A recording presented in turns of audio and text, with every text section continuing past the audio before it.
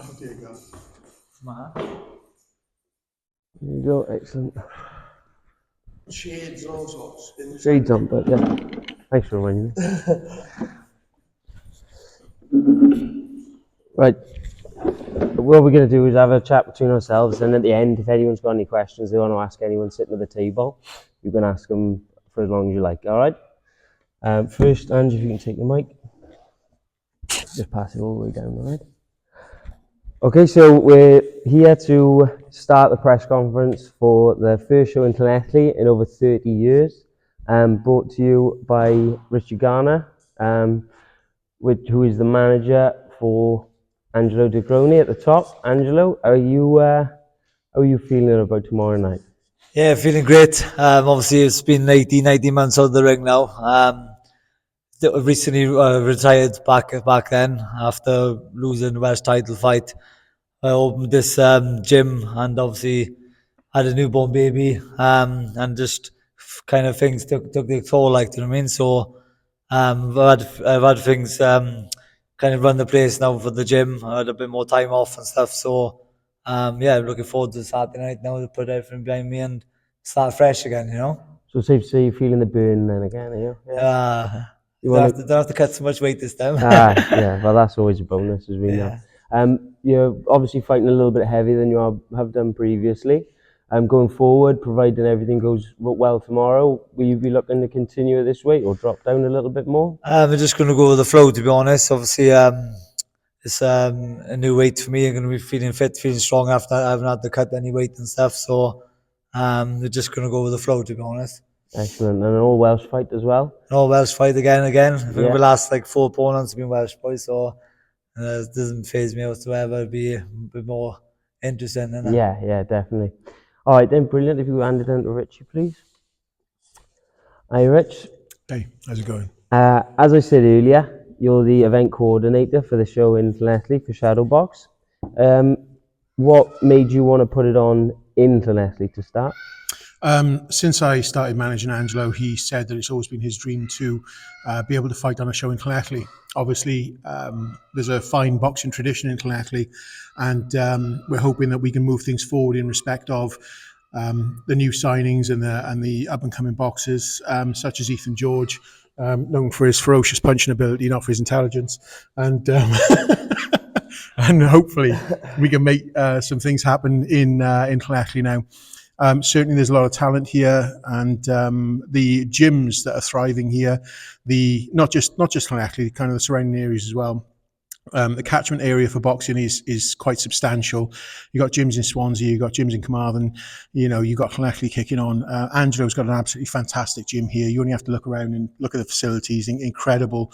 Kind of a contest-worthy ring in the centre, dominating, surrounded by many bags and great facilities. And obviously, he's got some great coaches here as well. Ethan himself, obviously he's a pro now. He's got some decent experience and exposure under his belt. He's training the kids. So is Angelo. There's some great amateur coaches here. And when you've got kind of that blend of experience and you've got all these kids coming through, then the future's bright in respect of putting shows on in Llanelli. So first show at the Selwyn Samuel Centre for many, many years, decades. And hopefully we can make a success of it and we can kick on and do some more in the future. I'm hopeful that we can perhaps do 3 more next year as a minimum and a few in Swansea as well, because the talent is very rich here. Yeah, definitely. And like you said, it's not just this area. It's good to have fighters in Llanelli town. We've got them from all over Swansea. They're going to want to box on these shows, the Shadowbox. Yeah, absolutely. I mean, even on this show, you've got, it's a Celtic show. We've got an Irish lad on here who's very exciting.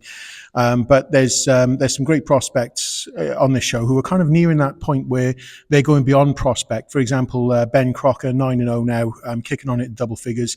It's only a matter of time for, Ben does something substantial. For the moment, he's, I'm not going to say marking time. It'd be unfair to say that, but still, getting these learning fights out of the way, making sure that he's properly experienced. He's looked after by Gary Lockett, so he's being brought along at the right pace in respect of, Gary's a very seasoned campaigner. He knows exactly what he's doing. He's brought Ben along at the right pace, and perhaps his next fight will be a Welsh or a Celtic title, and he'll kick on beyond that. But this might be one of his last small hall show fights where he doesn't fight for a title, or perhaps doesn't kick on to a matchroom show and these are kind of why we put these things on, because what we're trying to do is build careers. Yeah, definitely. And like you said, we will definitely be looking to push Ben to a title fight next. Also on the bill, we've got Josh Kagan, who's quite Yes. exciting from the area. What can you tell us about him? Well, Josh is relatively inexperienced compared to the likes of Ben, but certainly he's an relatively experienced kid in the amateurs. And he's been around the amateur scene for a long time as both a coach and a boxer. He's fought some high level opposition, and not only that, but I mean, he's a nice kid, and he's one of those guys who. He's a little bit unpredictable in so far as he's got a very upright stance, very, very, very correct boxer. And when he turned over, I wondered if perhaps his amateur style might not perhaps be best suited for the pros. But having seen him in the gym recently, and the sparring that he's getting, and obviously seeing the way that he's adapted to the pros, I'm massively impressed. He's changed his style completely. He's pressing on the front foot a little bit more. He's not so upright and jabbing with his chin up in the air. And I can see he's got that compact pro style. And not only that, but he's one of the big guys, and everybody wants to see the big guys fight, don't You they? read my mind there. Everyone loves seeing the big guys hit each other. Yeah, cruiserweights, heavyweights. We got a couple on this show. Obviously, we've got Jolly as well. To have two big lads, a heavyweight and a cruiserweight, that's what the public clamour for, and they're always exciting fights. We got a big ambition at Shadowbox to promote a heavyweight title fight, haven't we? And hopefully Moses can be one of the competitors in that. Yeah, absolutely. And I mean, you see Dorian Darch is coming back now. Initially, I'm not sure who he's going to be matched with or what he's going to do. Obviously, I'm not part of that managerial decision-making process or not being involved with the people who are involved with him. But, Dorian's made a comeback. It's well publicised, and hopefully he will do well and kick on. And there's a couple of heavyweights in Wales now. I mean, I'm not even sure when the Welsh heavyweight title was last contested, but we're talking decades ago. And what we're looking at potentially is a couple of guys who could obviously throw their hat in the ring in respect of that. And, when you've got guys like Josh Kagan as well fighting at cruiserweight, he's a solid 14.5 stone, and certainly he could bulk up, and perhaps he could do something at heavyweight in the future as well. He's only a young lad. But, there's a lot of big guys around Wales now, whereas previously perhaps there was a lack of depth in talent in terms of the heavyweights and the cruiserweights in Wales. But, those guys are starting to emerge now. Yeah, and speaking of Dorian Darch, he is supposedly making an appearance tomorrow. Do you think he's going to be causing any trouble? I wouldn't think so. He's a gentleman, Dorian. Yeah. But certainly he might have a few choice words to say in respect of the young up-and-coming lads that are coming through. I mean, I'm not going to use the term gatekeeper for Dorian. It's kind of a strange mix, Dorian's career. But what you've got to remember is he's fought. I mean, he's a former Welsh champion in the amateurs, and he's fought at a very high level. He's been in with the likes of Anthony Joshua. Regardless of what you say, he's stretched Joshua a little bit further than some guys have. But even at championship level. But certainly, I expect Dorian to make his feelings known in respect of what he feels he's got to offer to the Welsh professional boxing scene if he makes an appearance tomorrow. Excellent. So what we'll do now is hand on to a gentleman who could have been on the show. If you want for an administration error, I'd say. Yeah. How do you feel about missing out on the opportunity here now? Oh, absolutely devastated, to be honest with you. 5 minutes. I would have been fighting 5 minutes from house, so no travelling, nothing. It would have been lovely up in front of my home crowd. But it is what it is now. Moving on. The positive note is you heard from Richie there. We're looking to be coming back more than once. Yeah. So what ambitions have you got going forward? You're about 5 fights in now? Yeah, I'll just keep training, keep learning. I want to get some 50-50 fights in, to be honest. So I don't want no more learning fights. So I just want to get stuck in there. What's the point in doing that? Otherwise, if I can't beat a good person, there's no point doing that. So excellent. That's what I train for. And that's what we want to see at Shadowbox. Your first fight in Abergavenny, or first fight with us in Abergavenny, was a barnstormer. And you didn't get a decision on that one, but still got a lot of plaudits.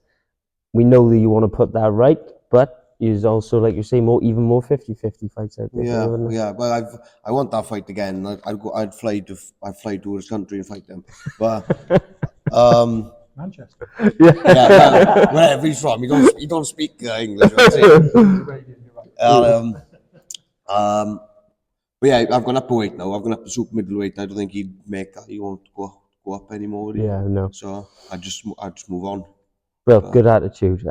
So what do you think boxing in Llanelli town is sort of, are people talking about it a little bit more with people like Yeah, yourself and Angelo? yeah, a lot. It's boxing's booming in Llanelli town at the moment. I get messages every single day, at least 10 messages of people to come down, come to kind of join the gym. Can I join the gym? So yeah, it's booming at the moment. To be honest, with you. It's better than ever. Yeah, that's what we want from the towns that we promote in. We want hometown fighters to make the population want to put on a period. Yeah, that's it. But I had a perfect opportunity, but it's gone now. But when you come back again, I'll hopefully fight from everyone again. Oh, So 100%. You are going to be one of the shining lights, I think, young man. hopefully, no. I get this back get on the win column, and then 50-50 fights from there out. Then Yeah, that's 50-50 fights, and then if I win one or two of them, I want a title fight, Celtic or whatever. yeah, brilliant. Just going to pass you back to Richie a second. Can I just say as well, what a refreshing attitude it is to have Ethan say, obviously, he's interested only in 50-50 fights. I mean, we're at a period now where obviously there are going to be shows put on in Llanelli. He could be a protected fighter. He could just fight more and more journeymen. We are in a position whereby obviously we could support that in respect to the shows that we're putting on, and he does well on tickets.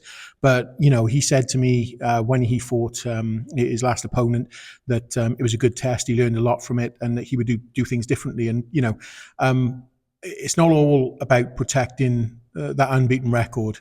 And he recognises that, and as much as obviously we have a bit of fun up here, you know, I respect his attitude and you know his the way that he approaches things. I'm very hopeful, obviously, that Ethan can achieve big things. And his manager Tom Stalker is a lovely guy, and I know that he'll push Ethan as far as he can. And the one thing that Ethan has got, because we talked about exciting fights and excitement earlier, and you know, I think it's only a matter of time before things kick in with Ethan in the pros. Insofar as he's definitely got the power, we know that from the amateurs. I mean, you know, it's almost unheard of to see a lot of stoppage losses in the amateurs, but I've got the bruised ribs to prove it as well. yeah, absolutely. Yeah, I mean, you know, he's a banger, and that's what people want to see. And you know, I think it's only a matter of time before Ethan starts, you know, learning with the sparring he's getting and stuff like that, because everything's all about progression. And you know, when Ethan really learns to set up his shots just a little bit more, so that he can get those big shots off, and people get hit with the full-blooded, you know, Ethan George shots, then you know, I'm pretty sure in the pros we're going to see a lot more stoppages. And you know, setbacks like this with the board, and bear in mind, obviously, this is all about just timing more than anything else. I mean, there's nothing wrong with Ethan. I just want to make it absolutely clear that the public understand there's nothing wrong with him. It's just all about timing. And unfortunately, you know, it just wasn't done right in respect to getting him on this show, but he will be on future shows. And, you know, ultimately, the board is all about safety, and that's got to be commended because too many people get hurt in boxing. People have got to understand that this is a very, very dangerous sport. It's a very dangerous business, and it's important that everything is done right.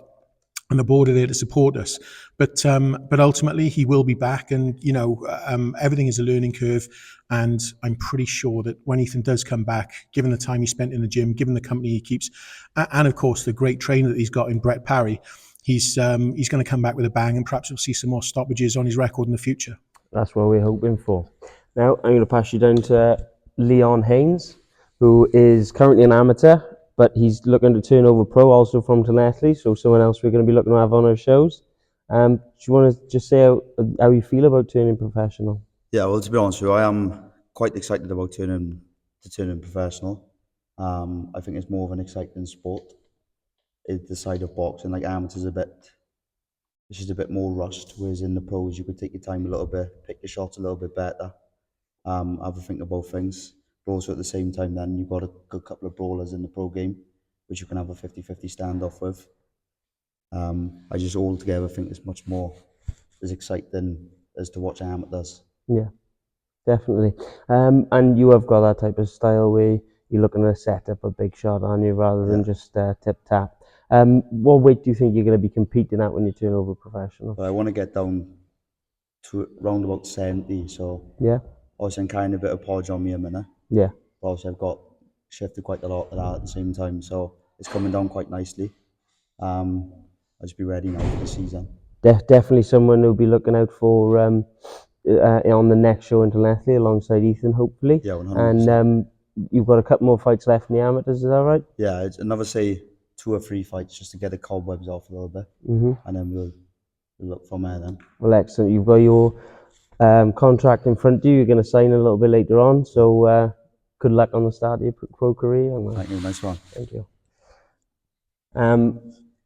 Has anyone got any questions for anyone sitting up here now? No one? Okay, bro. So from there then, I want to say good luck to Angelo who's fighting, and to the boys going forward, and to the show in general. Thank you very much. Yep, cheers.